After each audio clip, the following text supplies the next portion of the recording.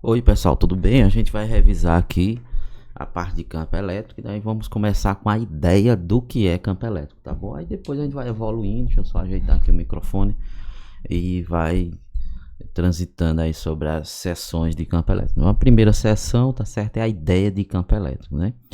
Então vamos ver como é essa tal dessa ideia, o que é esse tal desse campo elétrico, né? Então imagine um objeto, tá certo? Nesse caso aqui esférico, né? Que tem uma carga Q, tá bom? Então você vê aqui, atritou com pele de animal, aconteceu alguma coisa, algum processo de eletrização e esse objeto aqui, ele ficou carregado, tá certo? Imaginar que ele seja bem pequenininho, porque aí fica mais fácil as nossas ideias, tá bom? Aí, veja, em torno dele, né? Eu coloquei vários pontos, certo? Então a região em torno de Q que fica sujeita à ação de forças é a região de campo elétrico. Como assim, professor? Se por acaso você colocar uma carga Q, tá? Nesse caso aqui, que é positivo, né? Nesse ponto P aqui, essa carga vai sofrer uma força, como ela é positiva, né? A carga maior também é positiva, ela vai sofrer uma força de repulsão.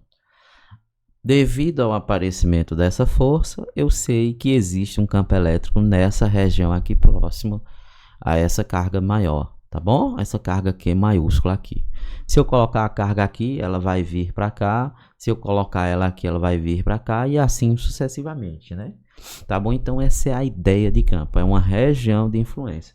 Aí eu posso pensar no campo de futebol, né? Ali dentro daquelas 4 linhas, na sala de aula até eu comento, até desenho mesmo um campo de futebol, né? Você pode imaginar que seja esse retângulo aqui, ó.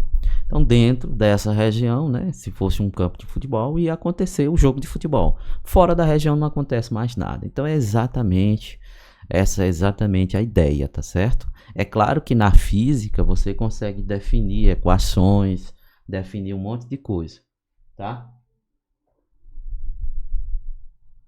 Na física a gente consegue definir um monte de coisa. Então vamos lá, campo elétrico em um ponto P, tá? Então nesse ponto P aqui existe um campo elétrico, né? E eu posso dizer como as grandezas elétricas que aparecem, né?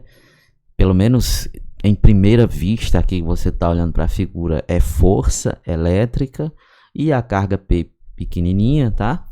A força sobre a carga pequenininha, você pode vir aqui, ó.